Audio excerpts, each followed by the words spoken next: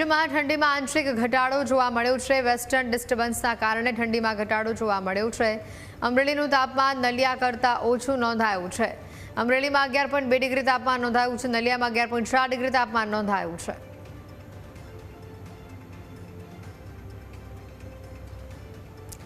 વધુ માહિતી મેળવીશું। સંવાદદાતા આશુતોષ અમારી સાથે સીધા અહીંયા જોડાયા છે। આશુતોષ, આજે થોડો ઘણો ઠંડીમાં ઘટાડો જોવા મળી રહ્યો છે, પરંતુ ઓવરઓલી જોવા જઈએ તો જે રીતે ઠંડીનું પ્રમાણ અત્યારે જોવા મળી રહ્યું છે, આવનાર એક સપ્તાહ દરમિયાન ઠંડી કેવા પ્રકારની જોવા મળશે? શહેરવાસીઓ ઠંડીથી રક્ષણ મેળવવા માટે શું કરી રહ્યા છે હાલ?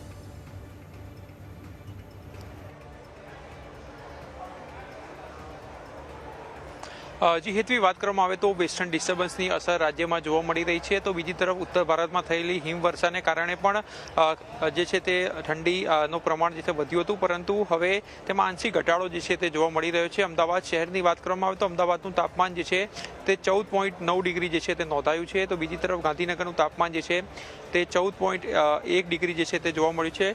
વાત કરીએ તો અમરેલીનું તાપમાન જે છે તે નલિયાથી પણ જે છે તે ઓછું સામે આવ્યું છે, અને દાહોદમાં સૌથી ઓછું તાપમાન 10.9 ડિગ્રી જે છે નોંધાયું છે। એટલે રાજ્યમાં નલિયાથી પણ વધુ ઠંડી જે છે તે દાહોદમાં જોવા મળી રહી છે। અમદાવાદ શહેરના દ્રશ્યો બતાવશું। અમદાવાદના એસપી જે સ્ટેડિયમ છે તેના દ્રશ્યો બતાવશું કે મોટી સંખ્યામાં અહીંયા જોકર જે છે તે આવતા હોય છે ને એક્સરસાઇઝ કરીને ઠંડીનું સામે રક્ષણ જે છે તે મેળવતા હોય છે। ખાસ કરીને હવામાનના આંકડાની વાત કરીએ તો રાજ્યમાં 9 જેટલા શહેરો છે તેનું લઘુત્તમ તાપમાન જે છે તે 15 ડિગ્રી કરતાં ઓછું જોવા મળ્યું છે, અને આગામી સમયમાં હજુ પણ 20 તારીખ સુધી આગાહી કરવામાં આવી છે કે 20 તારીખ સુધી જે છે તે વેસ્ટર્ન ડિસ્ટર્બન્સની અસર રહેશે, ને ત્યારબાદ ઠંડી જે છે તેમાં વધારો થશે, અને પ્રોપર જે શિયાળાની શરૂઆત જે છે તે આગામી 1 થી 1.5 મહિનો સુધી રહેવાની છે। એટલે 20 તારીખ બાદ જે છે તે આમાં ઘટાડો જે છે તે જોવા મળી શકે છે, પરંતુ હાલમાં 14.9 ડિગ્રી જે છે અમદાવાદનું તાપમાન નોંધાયું છે।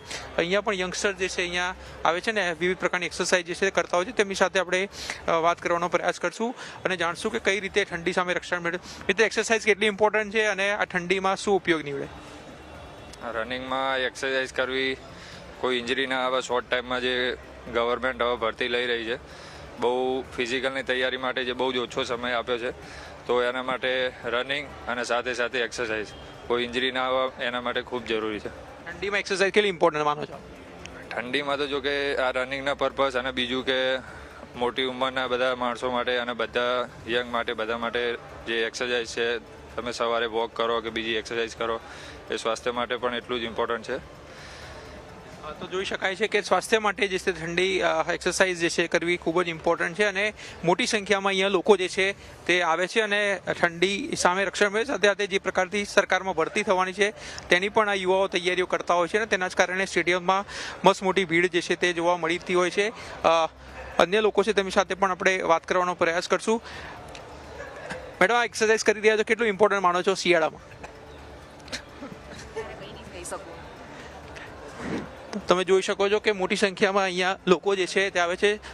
સર, શિયાળો છે, એક્સરસાઇઝ કેટલી ઇમ્પોર્ટન્ટ છે યુવાઓ માટે? 5-10 મિનિટ નહીં, લાઈવ જાય છે, લાઈવ છે, હું તમને 5-10 મિનિટ પછી। તો તમે જોઈ શકો છો કે હાલમાં યુવાઓ જે છે તે સ્ટ્રેચિંગ કરી રહ્યા છે, અને ખાસ કરીને મોટી સંખ્યામાં અહીંયા લોકો આવે છે અને ખાસ કરીને વિવિધ એક્સરસાઇઝ જે છે તે કરતા હોય છે।